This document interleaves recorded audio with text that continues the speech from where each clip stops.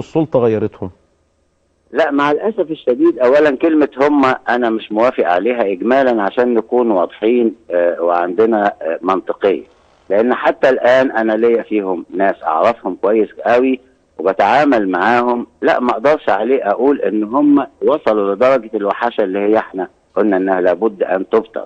نعم. لأن أنا بتكلم على فئة محددة، حتى الإخوان المسلمين اللي كانوا بيتبنوا الدعوة ولا مانع ان يكون عندهم طيب مشاركة سياسية ولكن متزنة، كان حاصل بينهم وبينهم مشكلة تحت السطح. صح. ودي ظهرت بعد كده، ويمكن كان المثال فيها دكتور محمد حبيب وامثاله. حتى الان انا شخصيا بتعامل معاهم وبحتك بيهم ولهم تقديرهم. اذا ما اقدرش اقول ان كلهم كانوا بهذا الشيء الخائن وكانوا تحت السطح، والا كمان اتهم في ان انا لا، ده انا ما اتعلمتش حاجة، ده نعمة.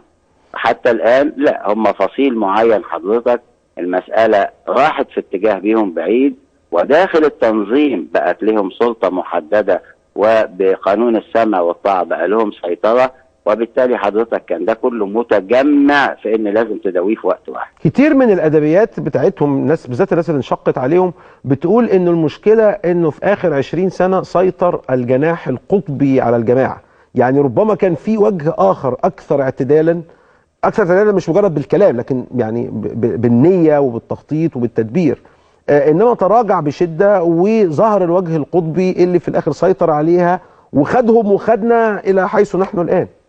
ده صحيح، بس حضرتك لا تنسى التدخل الخارجي وقوته، سواء كانت السياسية والمادية والتأثيرية، ولا تنسى المناخ اللي كنا موجودين فيه الذي كان يسمح بأن أي إنسان عنده آليات قوة للعبث في السياسة أنه يعبث وياخد فرصة كبيرة.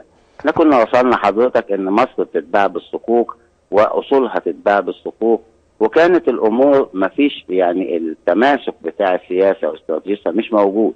فاذا قلنا هناك من هم قطبيين ثم تحالفوا تحالف مع قوه شديده على مستوى العالم وتيار صهيوني ممتد من 1800 وله اسس في المنطقه، لا يبقى كانت الفرصه كبيره بالنسبه لهم. ودي كانت يعني مشكله من المشكلات العويصه في ازاي تتعامل معاهم، والظهير ليهم هذا التنظيم اللي حتى الآن حضرتك بتواجهه، واللي حتى الآن اتنقل من سيناء إلى ليبيا، وحتى الآن هدفه الوحيد هو مصر. هل حضرتك شايف ان الدكتور مرسي ضحك عليه؟ راجل غلبان ما كانش المفروض يتحط في الموقف ده، تحطوه هم كواجهه وحاولوا يديروا المشهد من خلفه فكان اول ضحاياهم. شوف حضرتك، طبعا حتى لا يفهم كلامي دخول على محكمة أو تبرئة. إذا كان الدكتور مرسي أنا كنت أعرفه، كان الدكتور مرسي من الصف السابع والثامن ولم يكن له وزن بينهم، وهذه معلومة وليس اتهام. يعني كان آخره مجلس شعب، يعني أنا ما كنتش بفتقت عليه لما قلت كده.